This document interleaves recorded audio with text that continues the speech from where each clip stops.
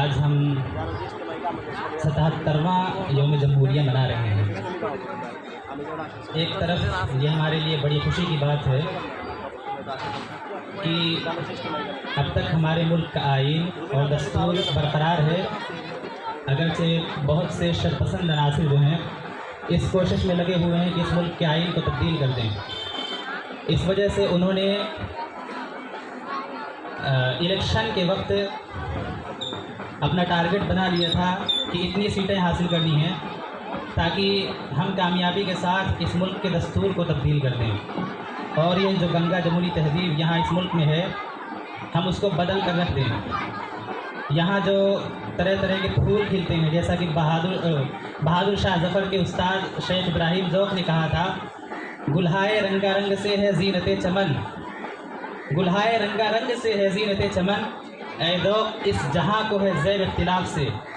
मतलब ये है हमारे मुल्क की खूबसूरती ये है कि हमारे मुल्क में यूनिटी इन डाइवर्सिटी है। यहाँ पे तरह तरह की कौमें बसती हैं, कई मज़ाहिब के मानने वाले लोग यहाँ बसते हैं, लेकिन इन सब बातों के बावजूद सब मिलजुल कर रहते हैं। हम देखते हैं कि नफ़रत फैलाने वाले लोग आजकल बहुत कोशिश कर रहे हैं और वो पावर में होने के बावजूद कोशिशें कर रहे हैं कि लोगों को इस बात के लिए तैयार कर लें कि वो इस मुल्क की गंगा जमुनी तहजीब को बदल कर रख दें और यूनिटी इन डाइवर्सिटी जो है उसको ख़त्म कर रख दें। यहाँ जो तरह तरह के फूल खिलते हैं उनको ख़त्म कर रख दें ताकि वो फूल मुरझा जाएं और सिर्फ एक तरह का फूल यहाँ पे खिले।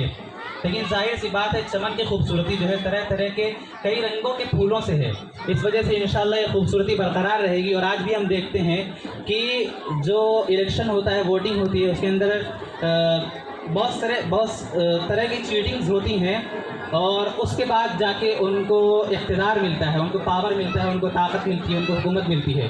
वरना आज भी हमारे मुल्क की अक्सरियत जो है वो हक़ के साथ है, इंसाफ के साथ है। इतना भड़काया जा रहा है, मीडिया जो है वो गलत तरीके से इस्तेमाल हो रहा है और हर वक्त अफवाह फैलाई जाती है मुसलमानों के ख़िलाफ़ और इस मुल्क की अक़लियतों के ख़िलाफ़। और खैर मुसलमान अक़लियत में है कि नहीं ये भी एक बहुत बड़ा मसला है और इस पर गुफ्तगू होनी चाहिए।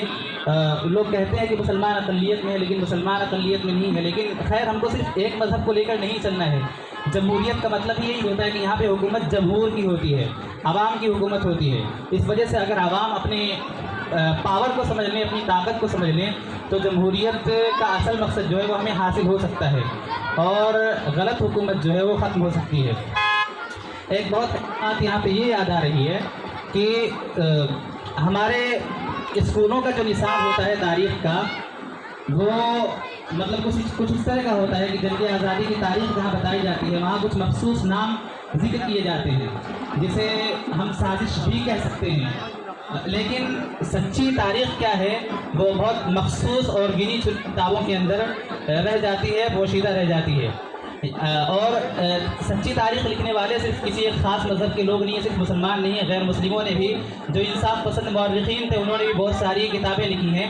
एक मौर्रिख़ हैं, राइटर हैं मेवाराम गुप्त सतोरिया, उनकी किताब है मुसलमान मुजाहिदीन, जंग आज़ादी के मुसलमान मुजाहिदीन। उनके उस किताब के अंदर उन्होंने बेशुमार मुसलमानों का तज़किरा किया है कि जिन मुसलमानों ने इस मुल्क की आज़ादी के लिए कुर्बानियाँ दी हैं। आखिर मतलब हमें ज़रूरत क्या पड़ती है कि हम यहाँ पे सिर्फ मुसलमानों का तज़किरा करें, क्योंकि मुसलमानों की तारीख़ को दबाया जा रहा है, छुपाया जा रहा है। वरना हकीकत यह है दूसरे लोगों ने भी, जैसा कि हमारे मुफ्ती साहब ने बताया, कुर्बानियाँ दी हैं, उनकी भी तारीख़ है। लेकिन तारीख़ की किताब जब लिखी जाती है तो उसे गैर जानिबदाराना तौर पर लिखना चाहिए और बच्चों को जो स्कूल में पढ़ाया जाता है उन्हें बताया जाना चाहिए कि इस मुल्क की आज़ादी में असीराने माल्टा भी हैं, उलमा भी हैं जिन्होंने फांसी के फंदों को चूमा है, जिन्होंने अंग्रेज़ों के जुल्म सितम को बर्दाश्त किए हैं। और बल्कि यहाँ तक बात यह है कि अंग्रेज़ों ने खुद इस बात को तस्लीम किया है कि अगर इस मुल्क में उलमा ना होते तो फिर हम इस मुल्क में जब तक चाहते हुकूमत कर सकते थे। एक बात तो ये है। दूसरी बात है अपने ही अंदर के गद्दारों ने इस मुल्क की आज़ादी में ताख़ीर कराई है, ताख़ीर का सबब बने हैं, वरना ये आज़ादी और पहले हासिल हो सकती थी। तो चूँकि आज़ादी में सब शामिल रहे हैं और सबका खून इस मिट्टी में शामिल है, सभी का खून है शामिल यहाँ की मिट्टी में, जैसा कि राहत इंदौरी ने कहा है, सभी का खून है शामिल यहाँ की मिट्टी में, किसी के बाप का हिंदुस्तान थोड़ी है।